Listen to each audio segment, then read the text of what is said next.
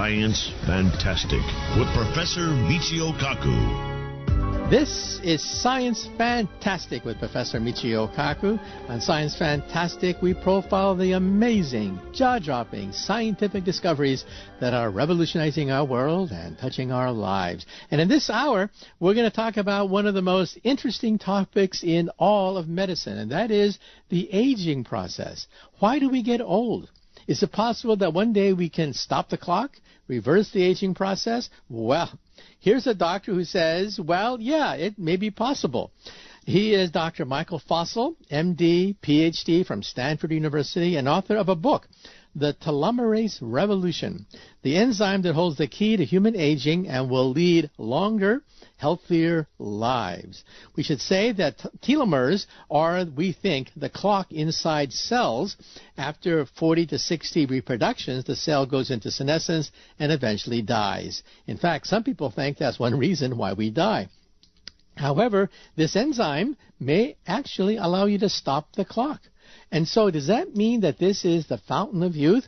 Or should we also say that there have been hundreds of other charlatans and quacks that have claimed to have the fountain of youth?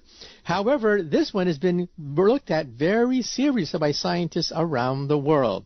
The aging process and a biological clock governed by something called telomeres inside your cells, and is telomerase, the enzyme that can control the process of telomere reduction. Is that the fountain of youth? Well, just to be fair, we should point out that on Science Fantastic, we've had a number of other biogerontologists who claim other therapies. For example, caloric restriction. You eat 30% less, you live 30% longer. Oxidation theory, resveratrol, age genes, mitochondrial theory. There are many theories, but some people claim that one day we may have a cocktail of several of these promising scientific therapies along with telomerase, which may allow you to slow down and perhaps even stop the aging process. I mean, wouldn't that be great? However, what about society? What's going to happen to society if all of a sudden we have a bunch of old people living to be the year 200? Will society stagnate? Will Social Security become bankrupt as people live forever? Well, these are the questions that Dr. Michael Fossel is contemplating. But the difference between quackery and charlatanism and wizards making all these bizarre claims about living forever, the difference between them and the new generation of scientists is that the new generation is based on science. That is, reproducible, falsifiable, testable theories. Not just the hearsay of one person saying, I think I saw this person live forever, therefore why can't we? I mean, how do you test theories like that? How do you test them on animals? And how do you test them on humans? That's what we're going to talk about. So today, forget about all the stuff you see in the drugstore. Take 10 years off your life, be younger, be healthier. Most of that is real quackery. The Food and Drug Administration, unfortunately, does not regulate much of the junk you see in a drugstore because they don't penetrate the skin. Precisely because they don't penetrate the skin, they don't work. And so in some sense, you can only make fraudulent claims about being younger and taking 10 years off your face and whatever, only if they don't work. Well, now let's talk about therapies that might actually work in the laboratory, on animal studies, and perhaps even on human studies. Not just telomerase, but caloric restriction, mitochondrial DNA, oxidation theory, resveratrol. These are avenues of real scientific investigation.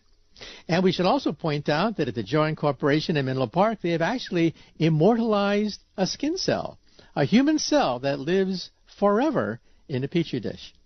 Okay, well, let's take a short commercial break, and after the break, we're going to talk about the aging process. Why do we have to get old? Why do we have to die?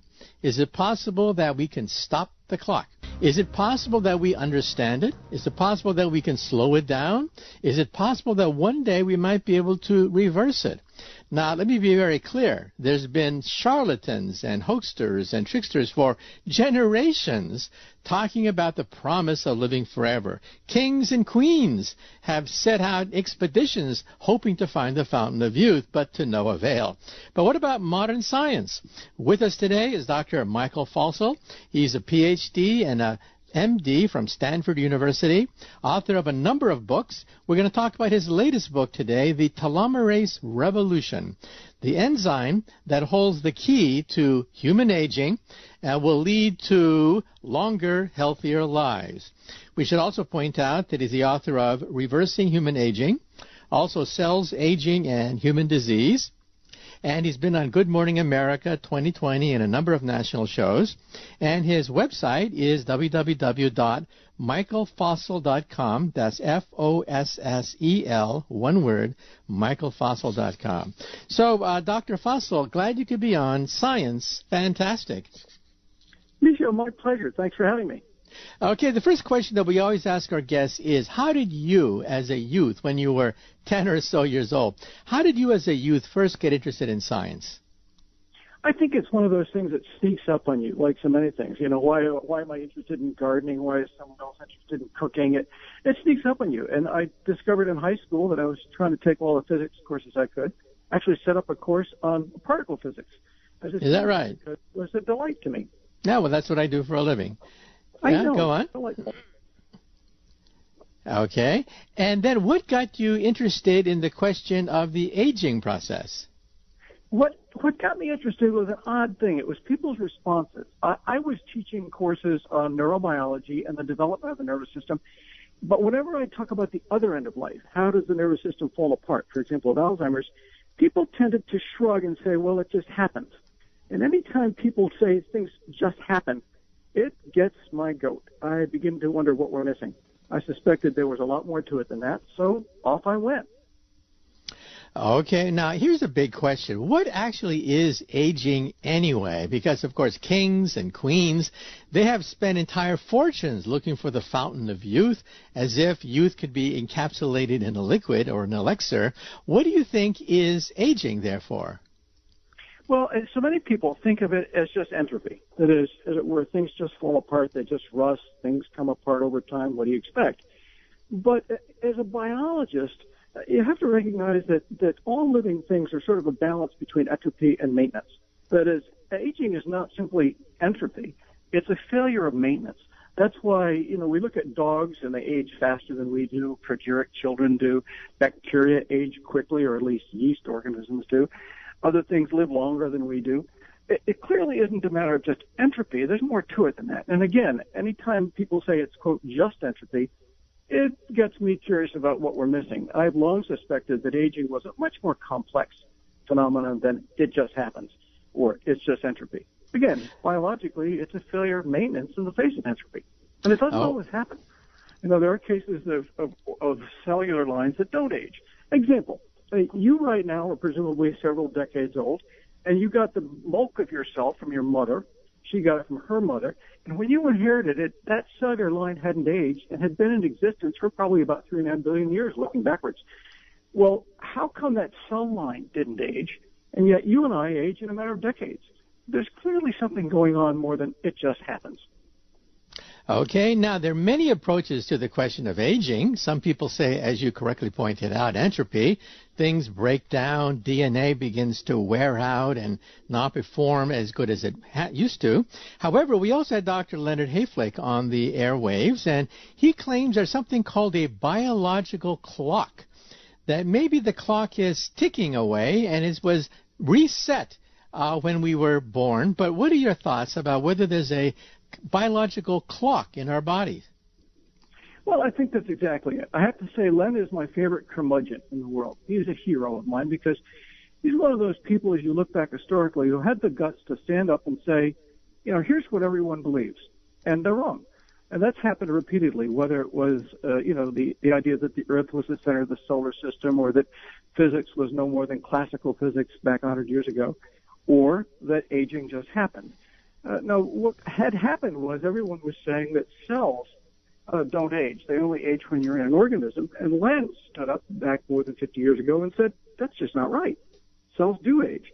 And it wasn't clear when Len said this what was the biological clock. But since that time, it's become a lot more clear what's going on. And it's also become clear that aging is not simply a matter of DNA failure or hormonal changes. No, it's something far more basic than that. It has to do with the pattern of gene expression. something that Len couldn't put his finger on when he first published. And yet, since that time, the evidence has accrued and gotten more and more substantial. Now, my understanding is that Dr. Hayflick showed that cells, like skin cells, divide roughly 50 to 60 times, and then they begin to go into senescence. They begin to wear out. And so in some sense, all our cells have a clock in them, and when time is up, cells begin to age and die. But could you elaborate on that theory? Well, that's interesting because it clearly is true of certain cells, but not others. Example, we sort of wish cancer cells would age, and many cancer cells don't. They continue to avoid senescence. They don't sort of degrade in that way. They divide when we wish they would die. But the same is true of germ cells, that is, ova and sperm cells. And as I say, you follow the cellular line of humanity back as far as you want, and that cell line didn't age. We also know this is true of certain stem cells. They either don't age, or in certain cases, they age much more slowly than other cells. So when Len talked about the Hayflick limit of, say, it was 40 to 60 divisions, it depends on which cells you're looking at, and also depends on which species you're looking at. So again, just to say that all cells senesce or that all organisms age, both are wrong statements. It's more complex than that. Some cells don't age or don't age as quickly. Some organisms age more quickly or less quickly. Okay, well, according to the theory, and you can elaborate, our cells, of course, have chromosomes inside of them, and at the ends of the chromosome, there's something called the telomeres, and they get shorter after every reproduction. And after 40, 60 reproductions, the telomeres get so short, they wear out. Could you elaborate on that, the fact that at the ends of our chromosome, there could, in some sense, be a clock that gets shorter and shorter with every reproduction? Yeah, we first discovered that now, well more than 20 years ago. It was the early 90s. Around 1990 was the first study out that suggested there was a good correlation between telomere length and cell aging. Now, since that time, we've discovered a lot of interesting things. One is, it's not the length of the telomere that matters, it's the change in length. Secondly, it doesn't matter what the telomeres are doing. The key feature is the change in gene expression. You can have long telomeres or short telomeres. In fact, there are mice with telomeres much longer than ours, but they have shorter lifespans. It's the change in length, not the absolute length. But a much more important finding is what happens when you reset that length. That is, if I take old cells with relatively short telomeres and reset them, do you improve cell function? The answer is yes. First discovered that in 1999. If somebody ever said to me, when did we first show that we could reverse aging? Well, in the cellular sense, the answer was 18 years ago. In the tissue sense, it was 17 years ago when we first showed we could take old cell tissues, for example, human skin or human cells from coronary arteries, reset the telomeres and show you could grow young tissues from them. The more important question is, can we do that not only in animals, but more importantly to you and I? That is, put it bluntly, can we cure age-related diseases? That's about where we are now. The animal studies are very interesting, but the human studies have yet to be undertaken yet. Okay, well, some people say, and you can elaborate again, that an enzyme called telomerase, which is the subject of your book, in fact, can stop the clock. That is, if there's a clock ticking away inside our cells, and the obvious question is, can you stop the clock, reset the clock, slow it down, or even make it go backwards? So tell us a little bit about what is telomerase. Well, telomerase is an enzyme, and an enzyme is just a protein that does something. It's sort of the verb form. It is active. It does something to you. So, for example, you can get enzymes that break down sugar or break enzymes that help you burn calories, all sorts of enzymes. And telomerase is just an enzyme. But what it does is something that no other enzyme does. It resets the aging clock in cells. And you asked the right question. Can we stop aging? Can we reverse aging? In cells, there's no doubt we can. John Cook at the Houston Methodist Hospital just published an article a week or so ago showing he could reverse that in progeric cells, that is, children who have early aging syndrome that can be reversed. Well, we actually knew we could do that in human cells, as I say, 20 years ago. I first put out the articles in JAMA 20 years ago this year, suggesting this was a good thing to do. We should try that for progeric children, for example.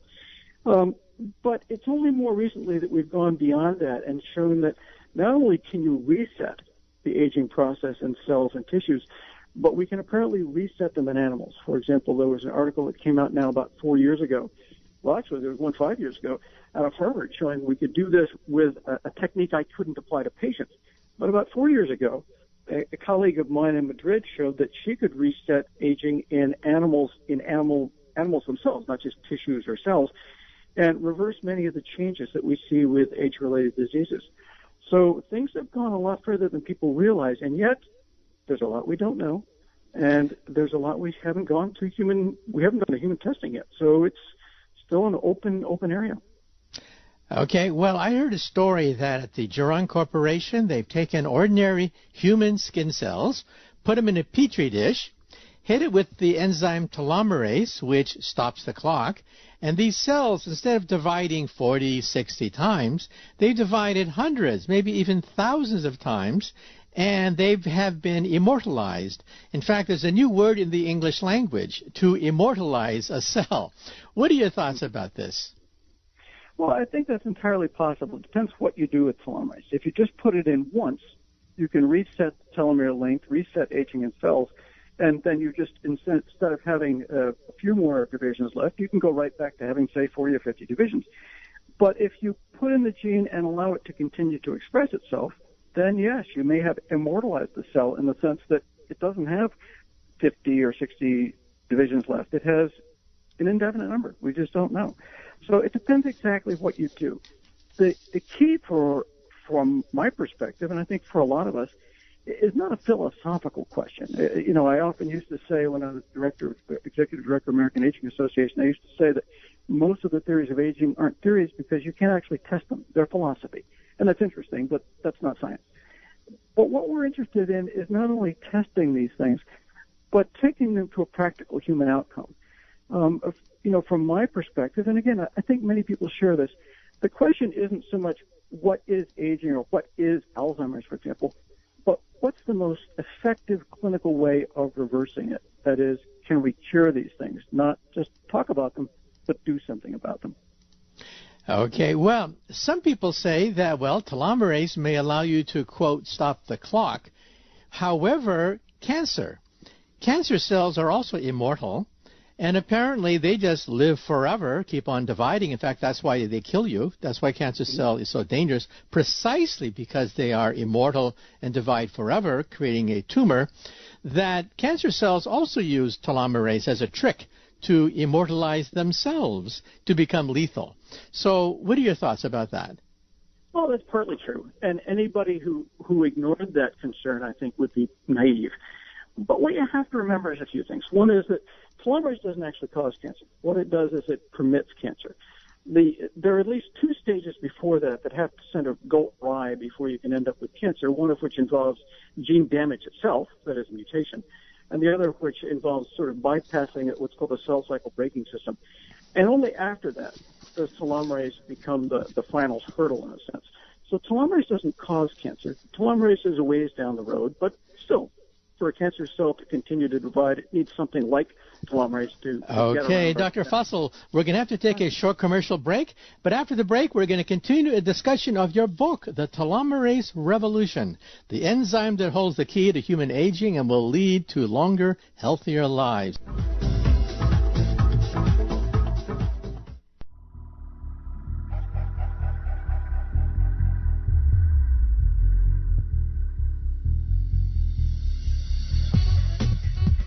Welcome back to Science Fantastic with Professor Michio Kaku. In this hour, we're going to talk about the human aging process. Well, on Science Fantastic, we've had a number of the world's leading experts talking about their research in the area of human aging. And some people think that we are close. We don't quite have it yet, but we're close, tantalizingly close to something resembling the fountain of youth. With us today is Dr. Michael Fussell, MD, PhD from Stanford University. He's written several books, including Reversing Human Aging. His latest book is called The Telomerase Revolution, the enzyme that holds the key to human aging and will lead to longer, healthier lives. Well, Dr. Fussell, in the previous segment, we mentioned the fact that every cell, or most cells of the body, have this biological clock. The telomeres at the ends of the chromosome get shorter after every reproduction of the cell. After 40 to 60 reproductions, the cell pretty much uses up its allotted time. But there is an enzyme called telomerase that allows you to stop this process. But hey, cancer cells also immortalize themselves, because what is cancer? Cancer in some sense is a cell that becomes immortal and simply divides in perpetuity, creating a tumor which eventually kills you. So the question is, what are the side effects? What are the implications if we were to use this as in the future as a form of therapy? Well, you're right to raise that cancer issue. Now, I have to say that was a concern we had 20 years ago, and it still sort of has hung around as a sort of a boogeyman. But theoretical considerations, which I'll mention in a minute, make that less likely that it's a problem. And the data shows it is less of a problem than we thought too. What we've realized is that telomerase, when you re-extend telomeres, you actually improve the ability of cells to repair DNA. So they act like young cells. That is, they repair DNA much faster, much more efficiently. So what we've discovered is that telomerase is actually protective of the genome. It sort of stabilizes the genes in the face of mutation. So while we've been talking, probably every cell in your body has had a genetic mutation, but you've repaired them. But that rate of repair goes down with age, which is why we get more cancers as we get older. But we can reset that. So the question is, what happens when we do reset it? And again, in both cellular studies and in animal studies, we find that there's no actual increase of cancer risk, although it's, again, as you might expect, not quite that simple. It depends on the exact length of the telomere. If it's very short and you extend it a little bit, you don't improve things. You may actually increase the risk. But if you fully extend it, you end up decreasing the risk. Most cancer cells actually have fairly short telomeres, but just enough to divide, not enough to undergo full DNA repair. So we suspect that we'll have a lot less risk of cancer, as we see in animal studies, when we take this to human studies. But that's one of the reasons that our primary target is going to be fatal diseases like Alzheimer's rather than cosmetic problems like wrinkles. We intend to find out just what the risk is, but we suspect it's a lot lower than we used to think it was 20 years ago. Okay, well, somebody listening to the show may say to themselves, wow, I mean, you're talking about a therapy that may allow you, at least at the cellular level, to slow down, maybe even reverse the aging process. But then the next question is, what about human studies, not animal studies? Humans are more complex in our biology. So what has been done in terms of human studies? Well, there have been some informal, I guess I could call them human studies. And what they've looked at is some telomerase activators, in this case, the astragalosides. And I know of 3 peer-reviewed papers that have come out on this, and all of the results are interesting. I'd have to say they're very intriguing, and they show some significant changes, but nothing overwhelming. You certainly don't see that somebody who's 70 years old now becomes 30 years old. But what you do find is that their immune systems act a little better, the ability to handle glucose and insulin work a little better, a lot of tantalizing results. What we have known, though, for a while is that these telomerase activators are not all that effective. Perhaps they're 5% as effective as we'd like to be. And that's in line with the data. So there's intriguing data out there, but nothing that is overwhelming, just intriguing. Okay, Dr. Fussell, on this radio show, we've had a number of biogerontologists talking about things like caloric restriction. And they claim that if you take an animal, no matter what the animal is, starfish, spiders, worms, all the way up to primates, and you feed them 30% less calories, they live 30% longer. And they claim that this is the only proven method that works across the genome that allows you to increase the lifespan of animals, except humans, of course, because we bellyache too much. We don't want to live on a diet of 30% less calories. But what are your thoughts? Well, we have known for a long time being multiple decades, that there are 3 things that can alter a lifespan of an animal. One is caloric restriction. You're quite right. The data is substantive. It hasn't really been proven with human beings, but that's because we have such long lifetimes. It's hard to do the experiment very well. The second is you can selective breeding. That is, you can take any animal we've ever known about and breed them for a longer or shorter lifespan. That doesn't help you and I clinically. The third is genetic intervention. Most of the genetic interventions have been negative. That is, you can certainly make animals have a shorter lifespan. But we found cases where you can actually improve the lifespan of an animal with genetic alteration. And that's really what we're talking about today. We're talking about not really genetic intervention in the sense of changing the gene, but we're talking about what you might call epigenetic intervention, that is changing the pattern of gene expression. And again, that's been shown to work very well. So when people talk about caloric restriction, they're right. In some sense, we should all eat less. The problem is we're really living in the experimental group where we're all eating too much, and we know that that's not healthy at all.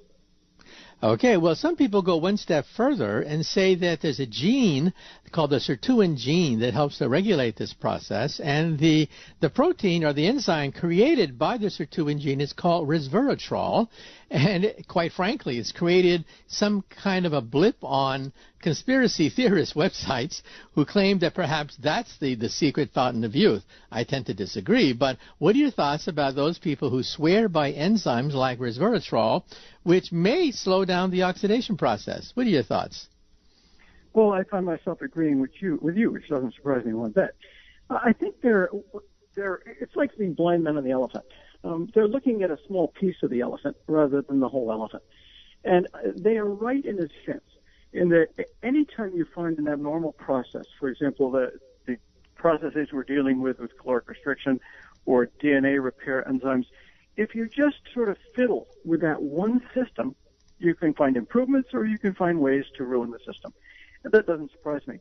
But what we're talking about when we're talking about aging generally, or in this case, telomerase and gene expression, we're talking about all of those processes together. Not just one, but everything. Think of it as dealing with one person in the country versus dealing with the entire population of the country. So if you have thousands and thousands of genes and you're affecting just one gene, that may have a good effect or a bad effect. But what we're talking about is affecting the expression of all of those genes. So it's a different order of magnitude. Okay. Now, there's yet another theory. There are several theories. This theory says that just like a car engine ages because of oxidation in the engine, because of carbon buildups and wear and tear, the engine of a cell is the mitochondria. Therefore, damage to the genes of mitochondria, just like the damage to the genes of an engine in a car, is responsible for it wearing down. So what are your thoughts about looking at the genes that are damaged in the mitochondria, which some people suspect is similar to damage in the engine of a car? Well, let me say this. Right in front of me, I have a slide that shows a 1930 Duesenberg car, and it is absolutely gorgeous. And I think about the car I'm driving, which is probably about 5 years old and has some rust spots and some dents and is not in as good shape as that 1930 Duesenberg. Well, the reason is not because the Duesenberg was better built. It may be, for all I know, than my Ford. But the difference is maintenance. That Duesenberg was taken care of over 5 or 6 generations. Okay, unfortunately, we have to take yet another short commercial break. Stay tuned now for the next segment.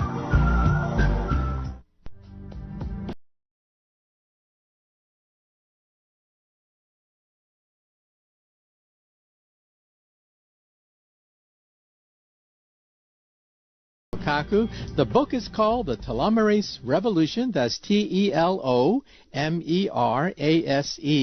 With us today is Dr. Michael Fossel of Stanford University, where he got his MD and PhD degrees.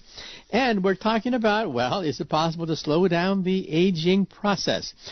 Before the break, we talked about the mitochondrial theory.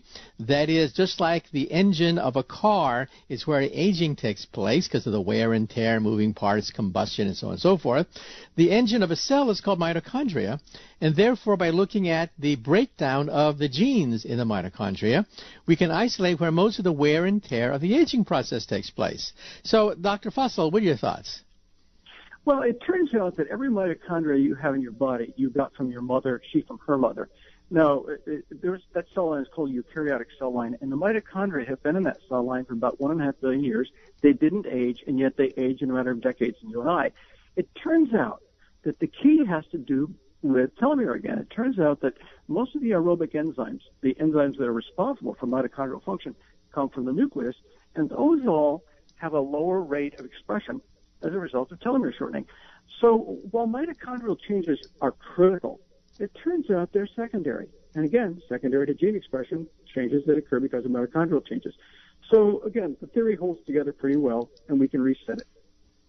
Okay, now let me talk about the societal implications. Some people say that, well, we were not meant to live forever. What happens if we have a society of old people in nursing homes? Won't society stagnate? Won't our Social Security system go bust?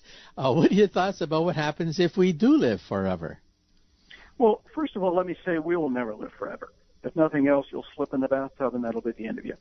But more realistically, remember that the average age of people in any culture has increased enormously over the past several centuries. You know, it used to be, if I went back about 200 years ago in the United States, it was about 25, and 100 years ago it was about 50, and now it's about 75. So it's certainly true that people are living longer on the average. And I'm not sure what social changes that's created in our culture or in any other part of the culture, in any other culture in this world. But this is not a new phenomenon. And what we're not going to see is people living for thousands and thousands of years. But what you will see is people living and being healthy for a good deal longer than we are now. It wouldn't surprise me to have a mean healthy lifespan of 150 or 200. Again, healthy lifespan. We'll just have to see how far this goes. It should have enormous societal effects. What those are unfortunately difficult to predict. I sometimes say that the personal outcome of doing this is all to the good. The idea of not having a heart attack, not getting Alzheimer's, not getting osteoarthritis are enormously beneficial to you personally. The societal benefits are hard to estimate. Okay, well, some people point to Japan, which has the longest-lived ethnic group for 20 years running on the earth, that is Japanese women. And the Japanese population, instead of exploding, is contracting. Japan will eventually lose about 1 million people per year by mid-century, because as you live longer, you have fewer children. You space them out more, have fewer of them. And so some people think that as people live longer, we're going to have the opposite effect. We're going to have an implosion, just like what's happening in Japan and will eventually happen in Europe. What are your thoughts? Well, that's been true, actually, in a lot of European countries and in the U.S. now. If what you're looking at is not immigrants, but what you're looking at is population that started there, that is, the birth rate has been falling in most developed nations. And so the estimates are that the world population, instead of just increasing exponentially, may in fact go into a decline fairly soon in the next century or so. And estimates vary all over. But what we're talking about is a little different. For one thing, people live longer, so the population stays around. You may have fewer children, and yet you have a longer lifespan. The other complete unknown is, what does telomerase do to human fertility? And there's no way really to tell. There are lots of arguments I can make on both sides, but it could be that we're extending the fertile years of women, for example, men certainly, and it's just hard to predict that. What outcome that has for a world population is, again, an unknown. Let me put it this way. The simple answer is this. I sometimes call it Fossil's rule of thumb, because there are about a dozen big variables and dozens of little variables. But the quick answer is simple. If you double the mean human lifespan, you double the population. That's sort of the quick rule of thumb. So if we increase the healthy human lifespan, we can expect to have more people. That's independent of birth rate, though. Okay, let me ask you a key question. Do you think that in the future we'll have a fountain of youth? It could be a cocktail of different kinds of different therapies, but do you think we'll have it perhaps in 10, 20, perhaps in 50 years? If you had a crystal ball, do you think we'll have a fountain of youth of some sort, and roughly by when? Well, let me again say what I said before, which is if somebody went to the future and said, when did we first reverse human aging? The technical answer is 18 years ago, when we did it in human cells. But the practical question is, when will we do it to you and I?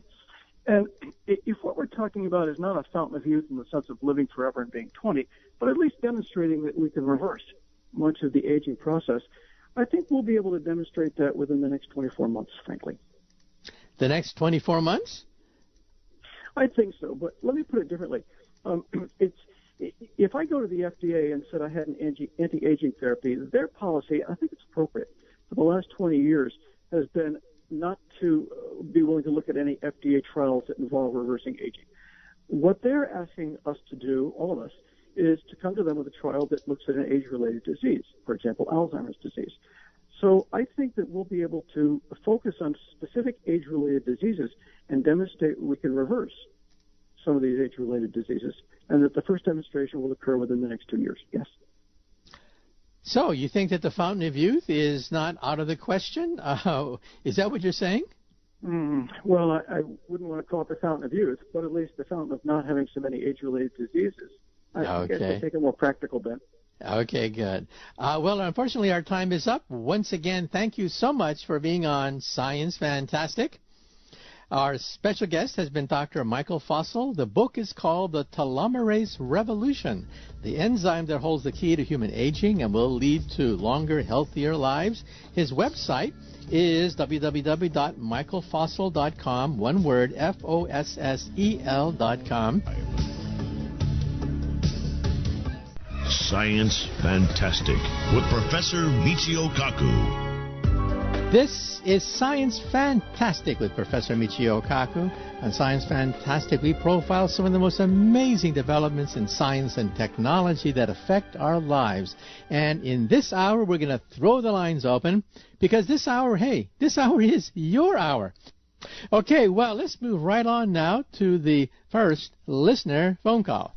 My name is Richard. I listen to the podcast off of Stitcher Radio. My question is regarding the discussion on the center of the universe, and I know people have asked over and over again about, the no center of the universe. My question is aren't the galaxies moving away from each other? Isn't that like proof that there is a center of the universe? Thank you. Well, you ask a very interesting question because back in the 1920s, there was a huge debate among astronomers as to how big the universe was. The standard position of astronomers back in the 1920s was that the universe was the Milky Way galaxy. Period. End of story. The Milky Way galaxy that you see coming out every night, that was the universe. And how big was the universe? Well, the Milky Way galaxy was estimated at roughly 100,000 light years across, and that was it. That was the end of the story. However, there was a renegade point of view proposed by other people that perhaps the universe was much bigger than the Milky Way galaxy because there were clouds out there, clouds that were called spiral nebula, clouds that did not fit the usual pattern of ordinary stars. Then comes Edwin Hubble, the greatest astronomer of the 20th century, who then calculates the distance to these wisps of smoke out there in outer space, these clouds, and much to his shock, he found that they were literally millions of light years away. And then he calculated the redshift. The redshift caused by the fact that objects move away from you. If they're yellowish, then if an object moves away from you, light is stretched and becomes reddish as a consequence. And he found that the farther a galaxy was, the faster it was moving away from you. Immediately, this sent shock waves because it meant that A, the universe was much bigger than we previously thought. Millions, maybe billions of light years across, not just 100,000. And second of all, the universe was expanding. And then people asked the very same question that you just asked. If the galaxies move away from us, then are we the center of the universe? Well, astronomers, of course, had this bruising debate during the time of Copernicus hundreds of years ago, when Copernicus said that perhaps the sun was the center of the universe and not the earth. And over the centuries, people got used to the idea that, well, maybe the universe had no center at all. And now we have the fact that it was expanding.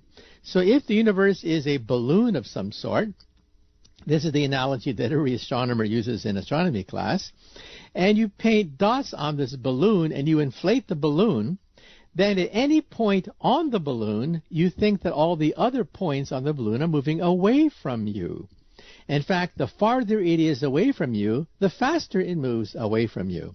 So once again, if I have a balloon with spots on it, you're sitting on one spot called the Milky Way galaxy.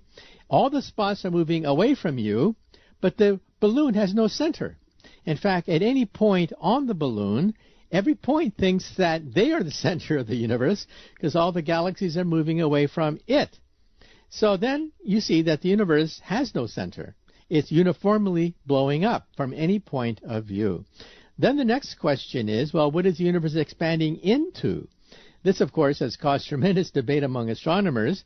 The leading theory, which is not yet proven, is coming from string theory, and that is the universe is residing in a much bigger space called hyperspace, 11-dimensional hyperspace, and our balloon is an ordinary 3-dimensional balloon expanding in a higher dimension.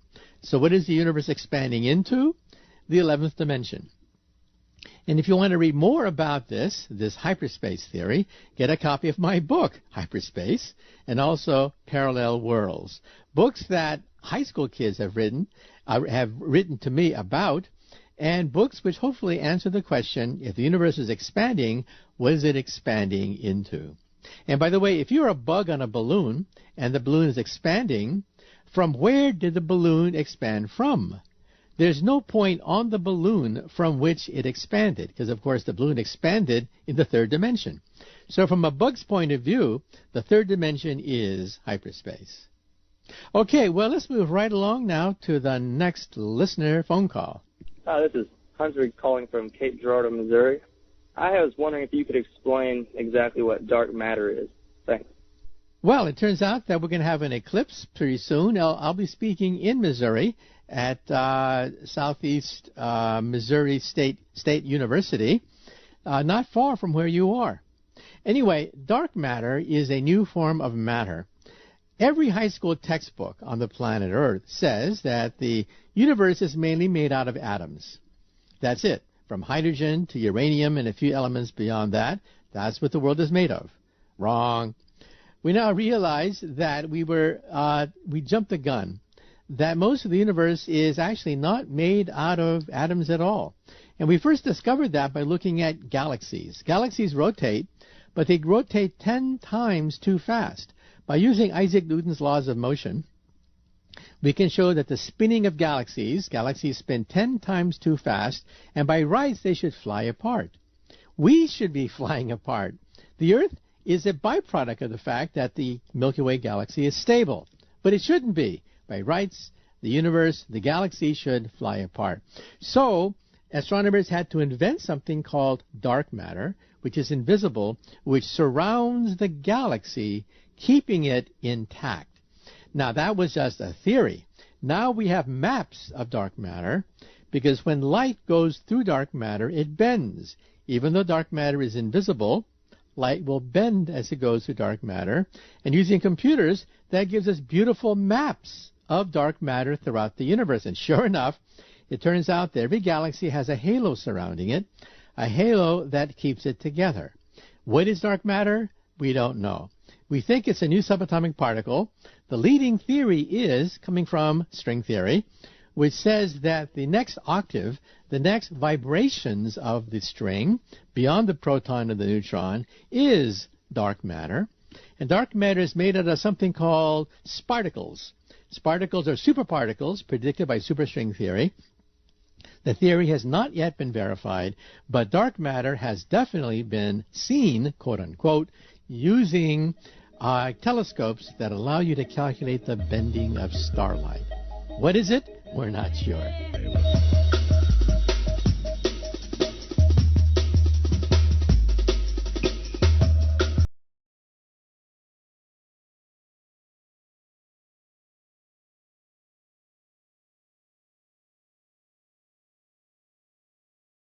To Science Fantastic with Professor Michio Kaku.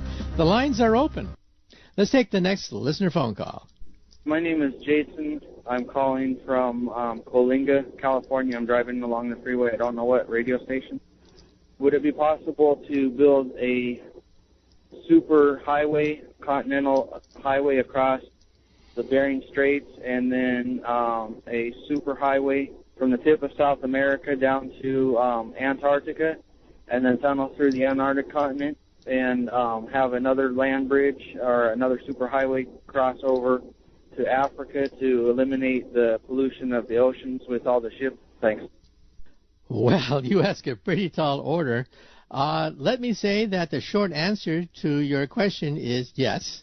There's no law of physics that prevents us from building these gigantic land bridges, especially given the fact that the North Pole is beginning to thaw out, meaning that the fabled Northwest Passage may actually be possible. And nations like Russia are looking very seriously at new trade routes precisely because of the fact that the North Polar region seemed to be thawing out. So yes, land bridges are possible, but the bottom line is cost. It's very expensive to build these things, especially when you have to go between tundra, ice, land. And not only are they expensive, but you have to justify the cost. It has to be self-sustaining, not just building it, but you have to have revenue, tax revenue or levies, some way by which you can pay for the maintenance of such a gigantic object. And realize that the history of maintenance is not very good. For example, in New York City, where I live, we have bridges that almost fell apart because they're not maintained properly. Every mayor of New York says that they're not going to fall. These bridges will not fall while I'm mayor. Let the next sucker worry about it. And so mayors chronically do not maintain these bridges because the next mayor will have to suffer the consequences if they fall. And that almost happened once several years ago when a subway, I think it was a D train, was traveling along one of the bridges and almost fell over as a consequence. And so as a consequence, what I'm saying is, yes, it is possible to build these superhighways, but the more practical consideration is cost and maintenance. Sorry about that. Okay, let's move on to the next listener phone call. Hi, this is Mark calling from Florida, and I'm just wondering if the planet was hit by an asteroid as big as the one that took out the dinosaurs, could it affect the rotation of the Earth, like maybe slow it down or speed it up? And could it actually move it a little closer or a little further away from the sun? Thank you. Well, the short answer to all your questions is yes. Believe it or not, asteroids can actually be used to move the Earth and make it rotate at a different rate. In fact, some astronomers have pointed out that one day the sun will expand to eat up the Earth, and at that point we may have to move the Earth. Now, how can you do that? How can you move a planet? One suggestion that has seriously been proposed by astronomers is to have the orbits of asteroids modified so they whip around. They whip around the Earth, giving a slingshot effect. They won't touch the Earth. They simply whip around the Earth. And as a consequence, the gravitational attraction nudges the Earth slightly out of orbit. And in this way, you can actually move the orbit of the planet Earth with a succession of asteroids that whip around the planet Earth. This, of course, is for a very advanced civilization. It's not for us. Also, giant earthquakes. If you have for example, a Category 9 earthquake on the planet Earth, you can actually calculate the fact that it will change the rotation of the planet Earth and the orbit of the planet Earth. Now, how do you do this? Because you take an estimate of how much dirt was rearranged by a gigantic earthquake. If I have a tsunami, the original subduction zone could be several hundred miles long. Therefore, you can get a rough estimate of the total volume of dirt that was moved, and then you calculate what is called the moment of inertia. The moment of inertia is what we physicists calculate when we calculate how bodies rotate. And yes, it turns out that the moment of inertia is dependent upon the distribution of matter inside the planet Earth. And in that way, you can actually show that Category 9 on the Richter scale earthquake can change the rotation of the Earth by about a millionth of a second. Not by much. But yes, it turns out that gigantic earthquakes will affect the rotation of the planet Earth, and meteorite collisions can also do the same. 65 million years ago, we think that an object about 6 miles across slammed into the Yucatan of Mexico. Not only did it slightly modify the orbit of the Earth, it actually sent a shock wave all the way through the Earth to India. Some people claim that it was volcanic activity near India that caused the disruption of the atmosphere that killed the dinosaurs, not the asteroid. But maybe it was a 1-2 punch. Some physicists estimate that the shock wave created by the asteroid that hit the Yucatan of Mexico was so severe that it sent a pulse right through the planet Earth all the way to India, breaking the crust of the Earth near India, and perhaps that caused the volcanic activity in India. So perhaps the dinosaurs were wiped out by a 1-2 punch. So in other words, to answer your question, yes, indeed, asteroids can modify, though not by much, modify the rotational rate of the Earth and even the orbit of the planet Earth. And some people have actually proposed that as one way far in the future to move the Earth if we're faced with a astronomical catastrophe if the sun begins to increase in size. Okay, well, let's move right along to the next listener phone call. This is Mike. My question is, why is it that when you have giant stars which are capable of collapsing and creating black holes, why is it that before they collapse, their gravity is not great enough to stop the light from escaping them, but after they collapse and create a black hole, that gravity is too great to allow light to escape, when before and after the mass is the same or even less because some mass escapes during supernova? So I guess my question is, why is the gravity greater afterwards when there is no increase in mass?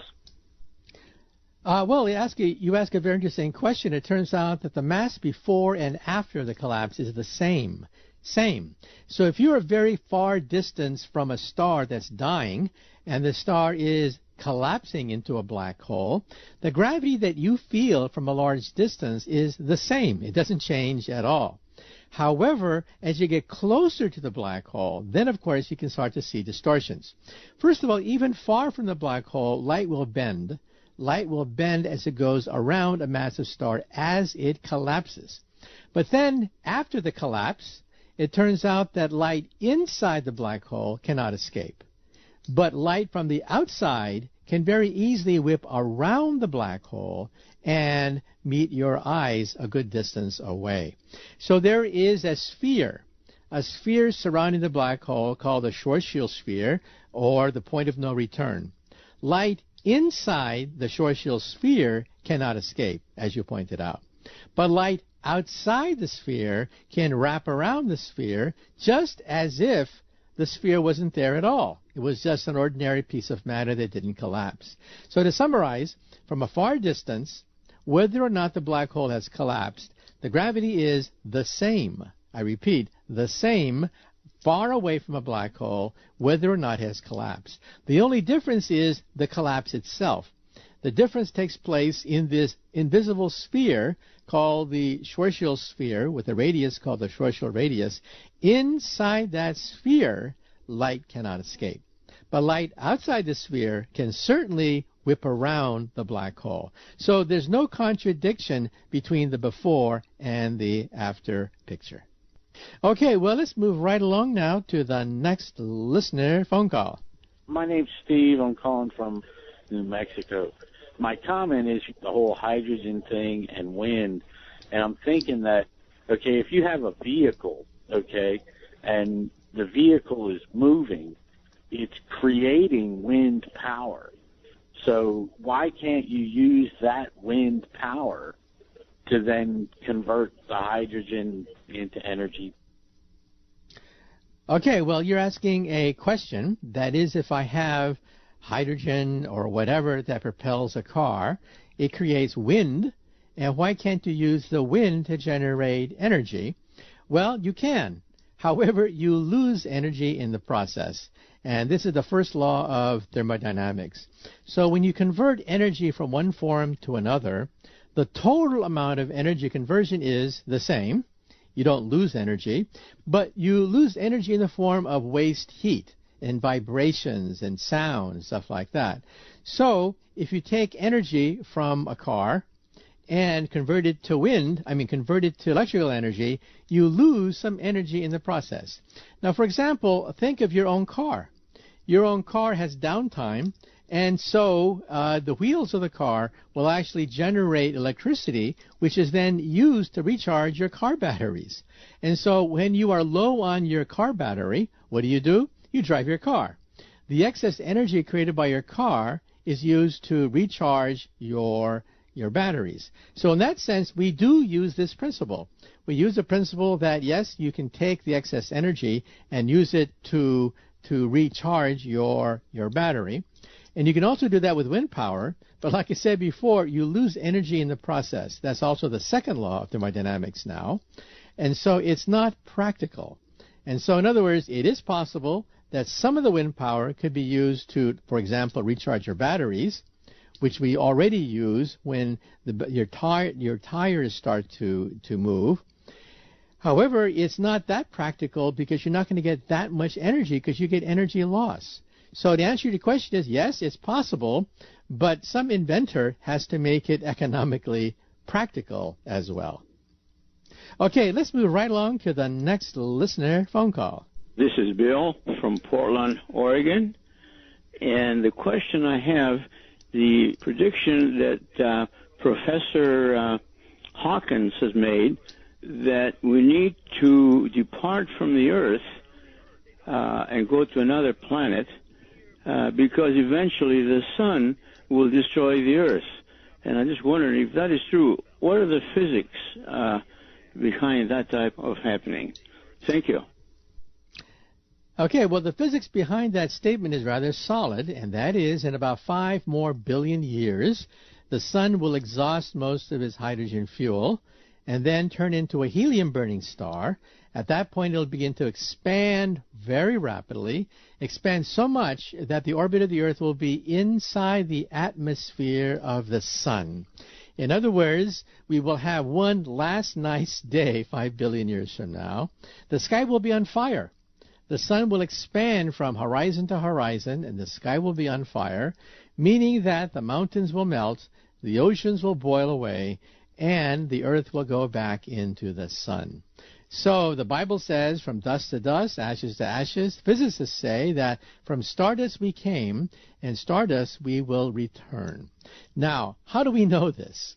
First of all, in the 1930s, it was first worked out how stars shine. And from that, we can determine all these parameters. But let's take a short commercial break. And after the break, I'll say a few words about how eventually the Earth must return back into the sun. Okay, well, let's move right along to the next listener phone call. Dr. Kaku, my name is Diep. I call from Arizona. I listen to on 104.1 every Saturday night. I want to ask why we're not able to launch a missile into orbit carrying large tether, large cables and then lower those cables from space onto the Earth and tether them to the Earth to make it easier to get stuff in and out of space, and maybe even tether the space station to the Earth and use the centripetal force to hold it into place and to provide gravity. Thank you very much. Love, Mr. Kaku. Well, very interesting. You propose what is called a space elevator. Now, back in the 1800s, when they were building the Eiffel Tower, a physicist in Russia was fascinated by that. It was in all the newspapers. They're building the Eiffel Tower. And he asked himself a simple question. What happens instead of stopping, you just kept on going? You just kept on going to create a tether into outer space. And he realized, my God, you can create a space elevator. So you hit the up button and go into outer space. So let's take a short commercial break. And after the break, we're going to talk about the space elevator. Will that revolutionize space travel?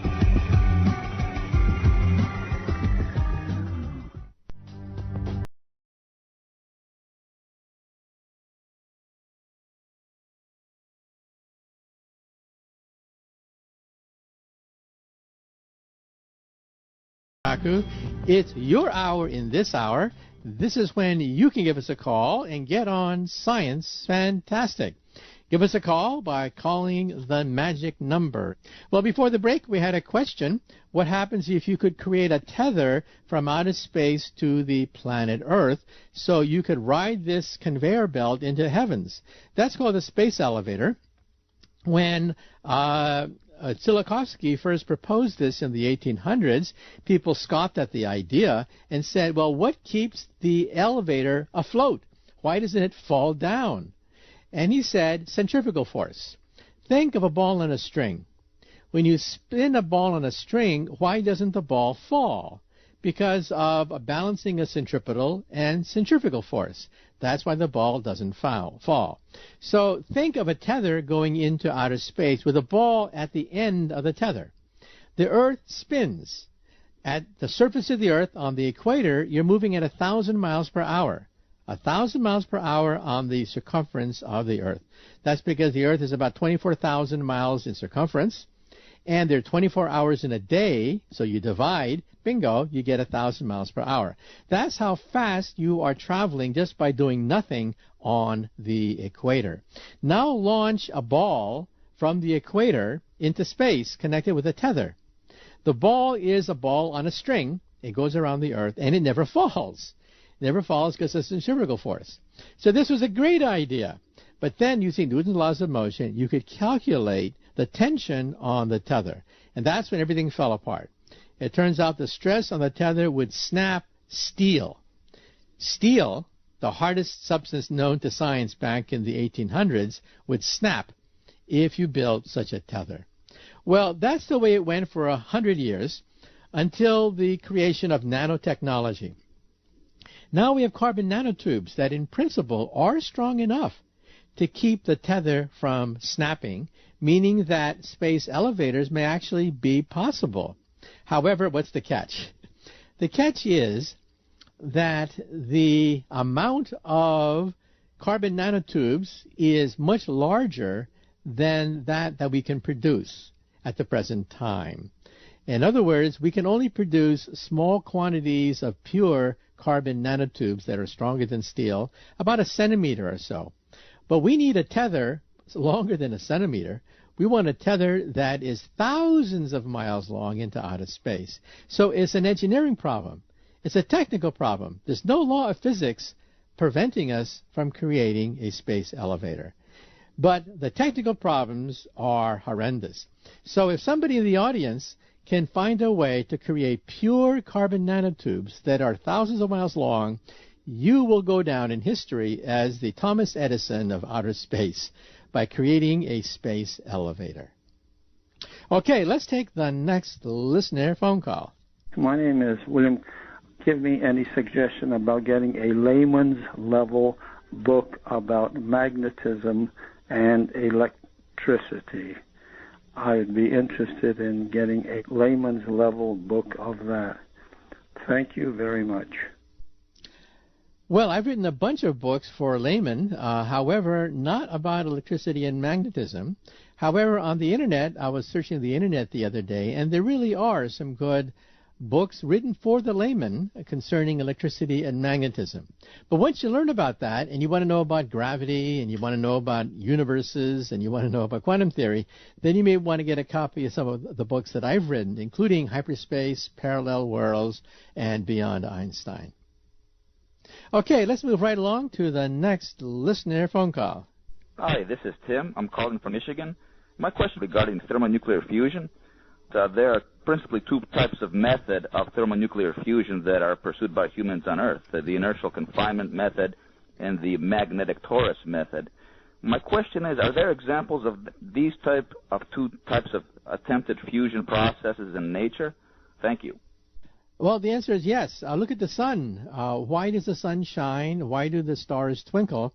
Because they are gigantic thermonuclear fusions. Gravity compresses hydrogen gas to the point that the interior reaches tens of millions of degrees. At that point, the hydrogen fuses with other hydrogen, creating helium, releasing excess energy in the form of thermonuclear fusion. And so nature, Mother Nature, uses the nuclear force to light up the heavens. That's what gives us the fuel that lights up the stars. Now, you mentioned two types of fusion on the Earth. One is laser fusion, where I have a pellet of hydrogen-rich material like lithium deuteride, and I shoot it with a bank of laser beams spherically, symmetric, so that the pellet implodes. The surface of the pellet is incinerated and implodes, creating temperatures not seen since the center of the sun, and that's what causes laser fusion to take place. In Livermore National Laboratories, I actually took a film crew from the Discovery Channel, and we actually filmed at the Livermore National Laboratory, where we have such a device. However, it's not commercially available, unfortunately, so we're not going to get usable amounts of commercial energy from that device.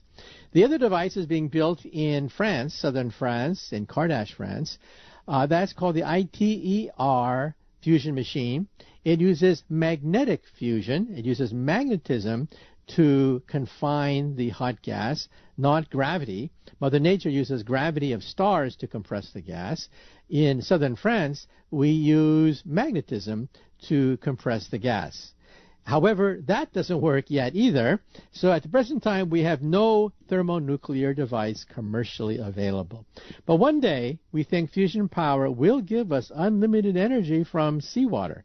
Seawater is the source of hydrogen that we will use for our laser fusion stations. But we don't have them yet. Okay, well, unfortunately, that's it for Science Fantastic.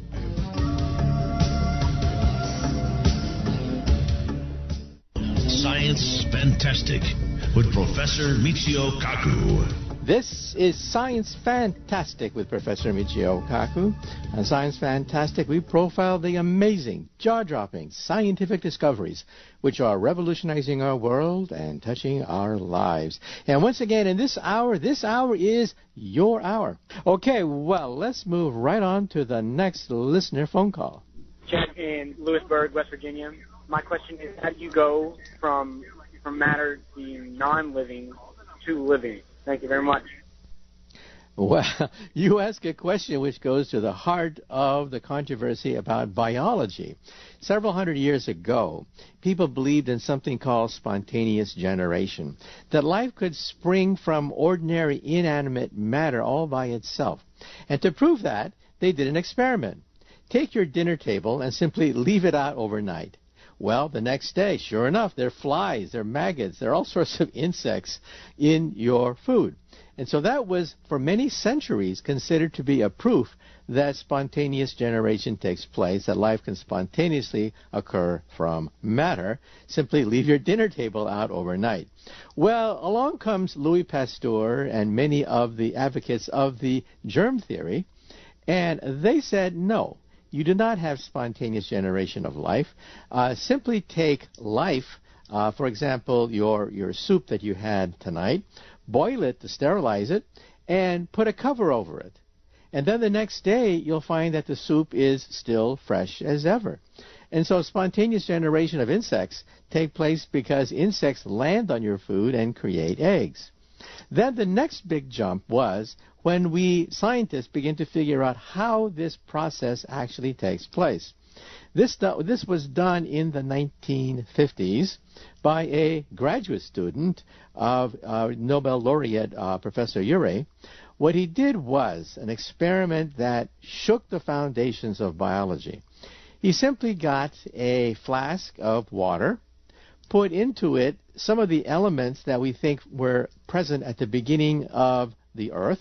He put an atmosphere of ammonia, methane, hydrogen, a real nasty atmosphere, sealed the bottle, and then put a small electric spark. Well, then he walked away. He just walked away from this experiment. A few months later, he came back and he analyzed what was inside the flask, and he found, much to his shock, that he found amino acids. Amino acids are the building blocks of proteins. Proteins are made out of amino acids. And so in other words, he made a paradigm shift. He proved that if you simply get a flask of hydrocarbons, like ammonia, methane, poisonous chemicals, hit it with an electric spark, you get the seeds of life, the precursors of life, amino acids, which are the building blocks of proteins. Since then, we have found amino acids in comets, amino acids in meteorites that have fallen on the planet Earth. And this is now considered to be the best indicator we have of the origin of life. According to this theory, and of course there are variations of this theory, life probably started in the oceans, where there is a liquid called liquid water, which acts as a mixing bowl for DNA and amino acids and proteins. And so you mix all these chemicals together, but you need energy. We think that the original energy of life probably came from maybe volcano vents at the bottom of the ocean. At the bottom of the ocean, we see very hot volcanic vents that release toxic chemicals like methane and ammonia, but also have enough energy to create the first chemicals of life. And so we think that the first amino acids, the first proteins, and the first DNA was created at the bottom of the oceans. But once you have one DNA molecule, it reproduces itself. Then you have two. From two, you have 4, 16, 32, 64, 128, ... And pretty soon, you have chains of DNA giving you the basis of life itself. And then, of course, the DNA had to protect itself, created a cell around it, and that began life. Life that is single-celled, reproducible, starting from nothing. Okay, let's move right along now for the next listener phone call. Mike from North Dakota. My question is, the Hadron Collider, how will that exactly prove multiple universes? Thank you. Well, you ask a very interesting question. As I said before, the leading theory that explains the nature of gravity, the nature of subatomic particles, is something called string theory. And you may say to yourself, well, smarty pants, if string theory is the theory of everything, then why don't you guys get the Nobel Prize for string theory? Well, there's a problem. You see, everything has to be verified. You just can't say that, hey, I have the theory of the universe. No. You have to test it in the laboratory. And string theory makes all sorts of crazy predictions. Not only does it predict the subatomic particles that we see today in the laboratory, it predicts whole generations of subatomic particles that we haven't even seen yet. In other words, we can predict what the next batch of subatomic particles are going to be, because these are the predictions of string theory. But unfortunately, the Large Hadron Collider is not powerful enough to test all the indications, the predictions of string theory. Now, the critic of string theory would say, well, the most outrageous prediction of string theory is that our universe is not really three-dimensional at all. Most of us think that the universe is three-dimensional. We have length, width, and height. 3 numbers describes any object in the known universe, but not string theory. String theory predicts that the universe is 10, maybe even 11-dimensional. And that upsets some people, because how do we test this theory? Well, there's several ways of testing it. First of all, with the Large Hadron Collider, we hope to create some of these new subatomic particles, which are vibrations in a higher dimension. These subatomic particles are called dark matter. Dark matter, we think, surrounds the Milky Way galaxy. There's probably dark matter in your living room, but it's very hard to detect. It's invisible. It has gravity, but it's invisible. You can't see it. And so we think that dark matter holds the galaxy together. In fact, I think the Nobel Prize will probably be given to astronomers in the next few years who have been able to map dark matter. But we want to create dark matter in the laboratory. We just don't want to conjecture it to be outside the Milky Way galaxy. No, we want to see it in the laboratory. And that's where the Large Hadron Collider comes in. Another way to test string theory is to put gravity wave detectors in outer space. We have now detected gravity waves on the planet Earth. That made headlines a few years ago when that was first discovered. And, as I mentioned, the Nobel Prize will probably be given to those physicists who detected gravity waves on the planet Earth. But gravity waves were also emitted at the beginning of time, at the instant of the Big Bang. So in other words, we're going to get baby pictures of the infant universe as it was created. And maybe we'll see evidence of an umbilical cord connecting the infant universe to a parent universe, a parallel universe. Of course, we don't have this detector yet, but there are plans to launch something called LISA, Laser Interferometry Space Antenna, into outer space, which would have, we think, the capability of detecting radiation from the instant of creation itself. This is truly amazing.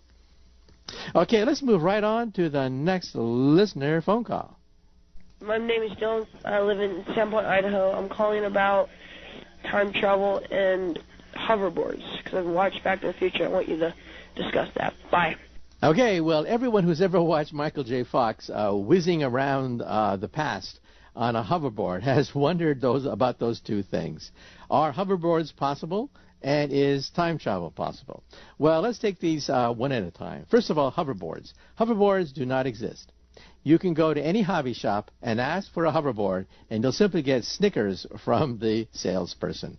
Everybody wants to know, is it possible to have hoverboards? And at the present time, the answer is no. Does that mean they violate the laws of physics? No. One day, we may have something called room temperature superconductors. That is, magnets which are superconducting with no resistance at all. The problem is that you have to cool magnets down to near absolute zero before they become superconducting and become supermagnets. Maybe one of these days, maybe somebody that's listening to my voice right now, maybe somebody that's an amateur wondering about that movie, will create a room temperature supermagnet. If you could do that, not only would you be considered the next Thomas Edison, you would also get the Nobel Prize in physics to boot. A room temperature superconductor. With that, you could probably create a version of the hoverboard in Back to the Future. But at the present time, nope, we can't do it.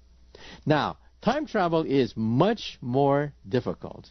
So let's say a few things about time travel. First of all, Einstein said that time is a river which meanders its way across the universe, speeds up and slows down. We measure this all the time with our instruments. Time does speed up and it does slow down. But we want whirlpools in the river of time. We want the river of time to take us backwards in time. Well, if you look at Einstein's equations, you see, yes, there are solutions of Einstein's equations which give you time travel. Whirlpools in the river of time. So what's the catch? There's always a catch someplace, right? The catch is you can also use Einstein's equations to calculate the energy necessary to bend time into a pretzel. And it is fantastic. You're talking about perhaps the energy of a black hole, the energy of an exploding star. So in other words, we are far below the threshold necessary to harness the energy necessary to play with black holes and also play with time machines. So, sorry about that. Now, however, that doesn't mean that perhaps aliens in outer space that are perhaps thousands, millions of years ahead of us, perhaps they've already been able to harness Einstein's theory to create whirlpools in the fabric of space and time. Now, then the question is, if time travel is possible for an advanced civilization, then why don't we see tourists from the future? That's the criticism raised by my colleague, Stephen Hawking, the physicist. He said that, well, if there are time machines, then where are the time travelers from the future? Where are the tourists from the future? Well, my attitude is that we will probably have invisibility long before we have time machines. So maybe they are invisible. Maybe the time travelers are already here, and we're just too stupid to know it.